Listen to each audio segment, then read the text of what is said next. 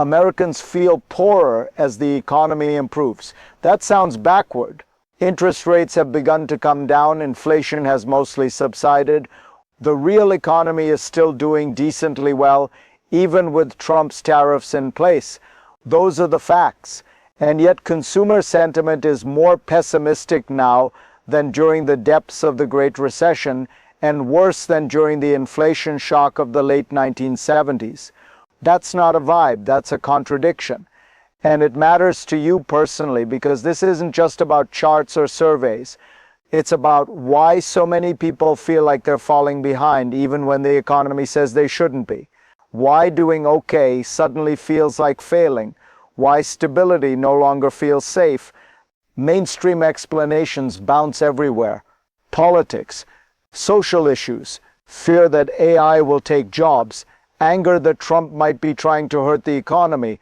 Those ideas get airtime, but notice what they don't explain. They don't explain why this feeling cuts across income levels, or why it's especially intense among younger Americans who've never lived through a true economic collapse. Now here's the part nobody is saying out loud. What if the economy didn't change, but your reference point did? In the 2010s, consumer confidence was high, even as social media use exploded. Today, social media is no longer about friends. It's algorithmic feeds of strangers, influencers, lifestyles, constant exposure. If your idea of a normal life is being quietly rewritten every day, your satisfaction can collapse even when your bank account doesn't, and once that shift happens, everything else starts to look different. The core event here isn't a recession, or a crash, or even a slowdown. It's a split between reality and perception. On paper, the economy is holding together. Inflation has mostly cooled, interest rates are easing, employment hasn't collapsed, but consumer sentiment has broken away from those fundamentals.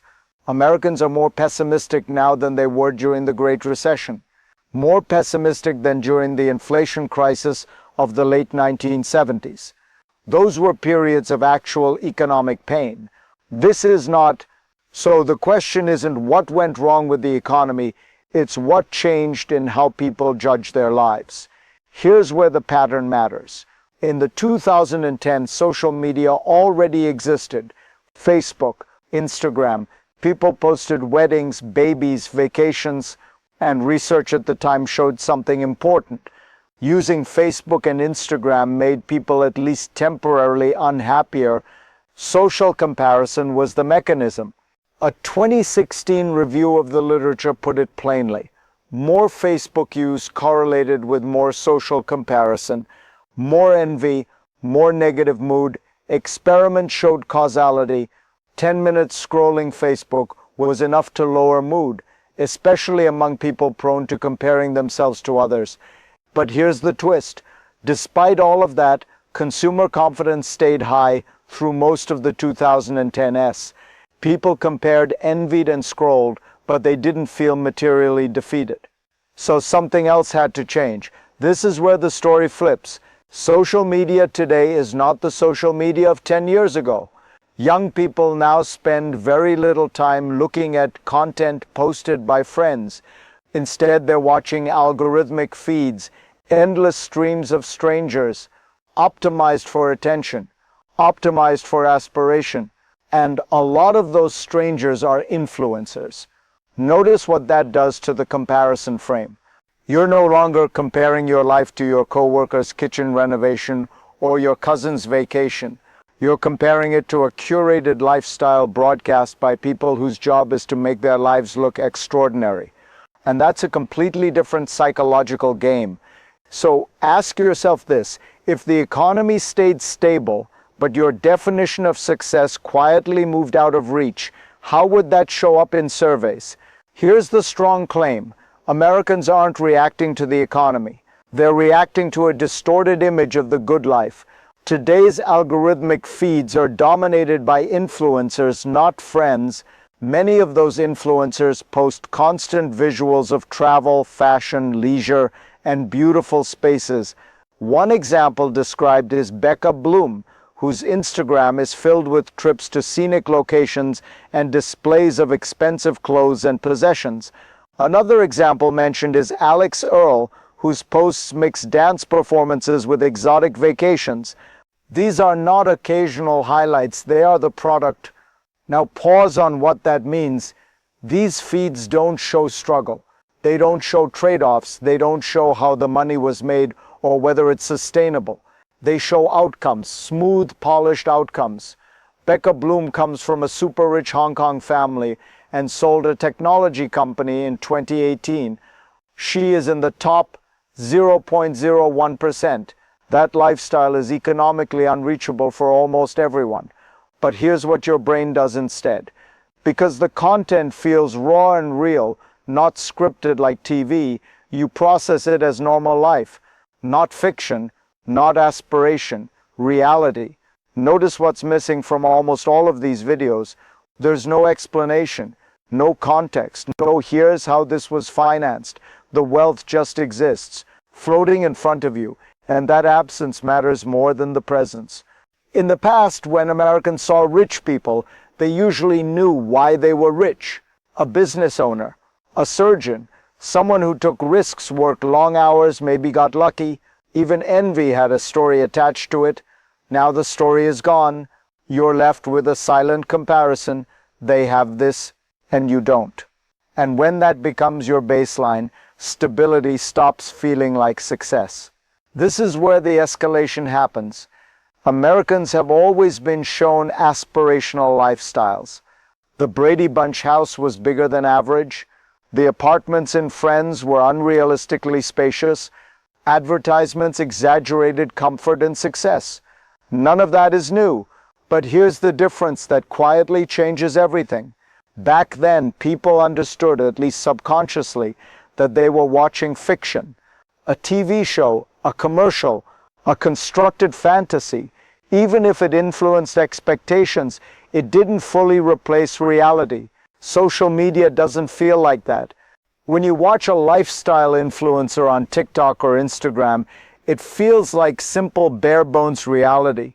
Often it actually is real. The house exists. The vacation happened.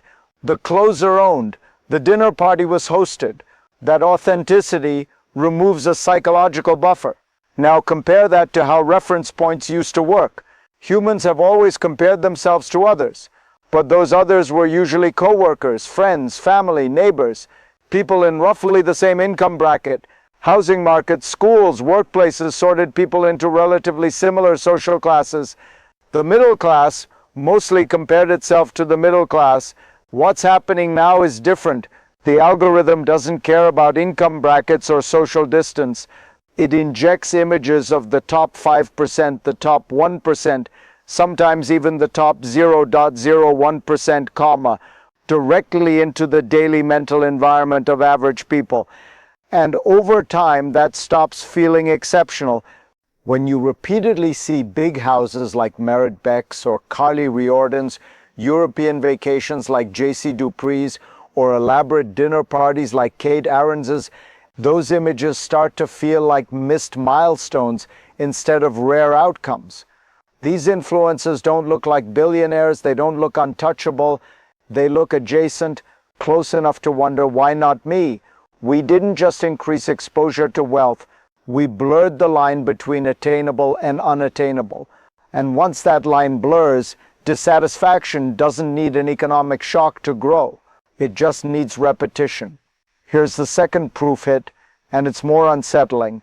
Economists have long documented that people care deeply about relative position, not just absolute income.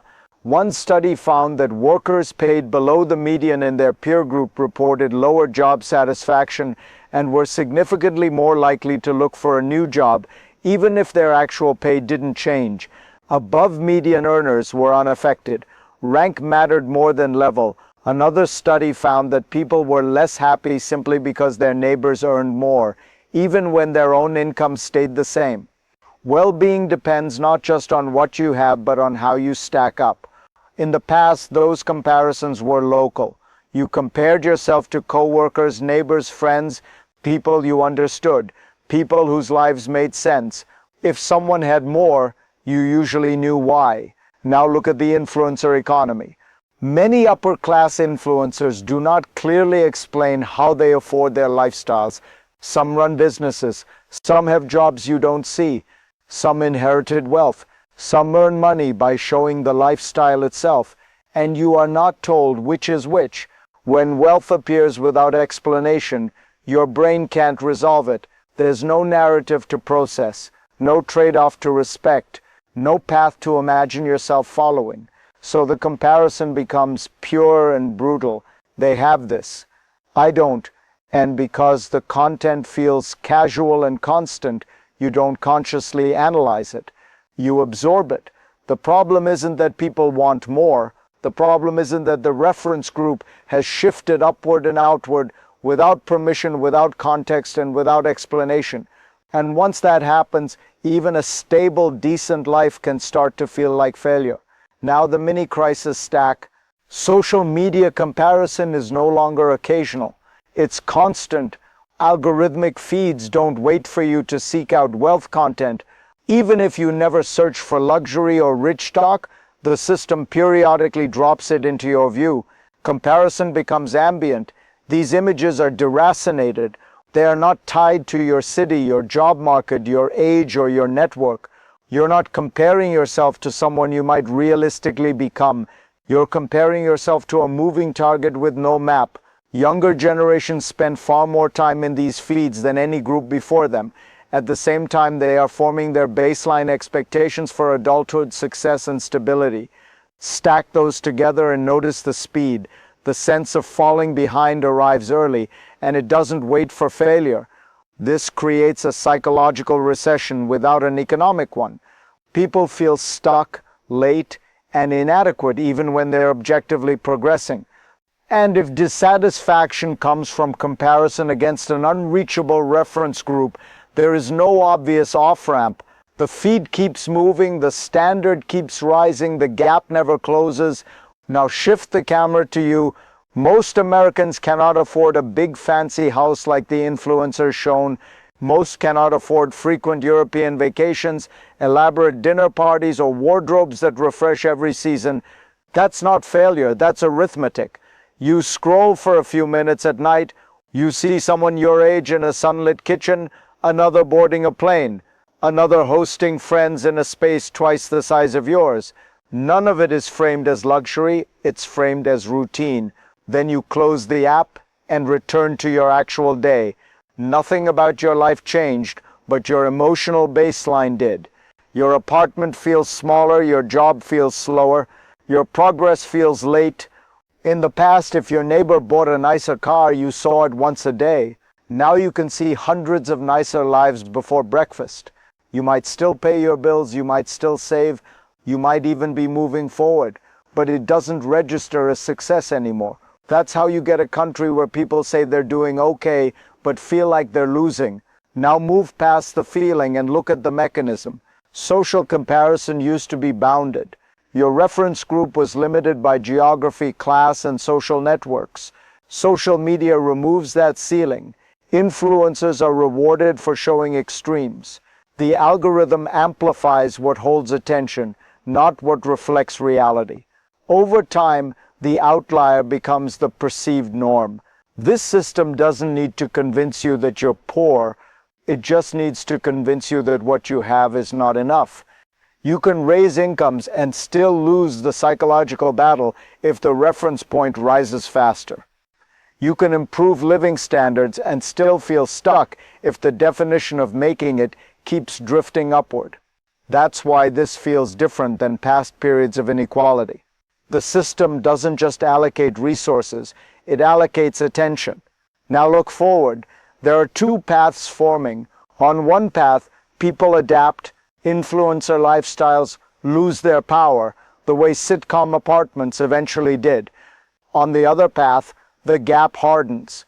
A recent survey reports that Gen Z places the threshold for being financially successful at $588,000. That's a top 1% income, 13 times the median personal income. If a large share of people internalize a standard that only 1% can reach, dissatisfaction becomes permanent by design. At the same time, the system feeding these comparisons is accelerating. More creators, more polished content, more exposure. So the next move isn't about whether the economy improves.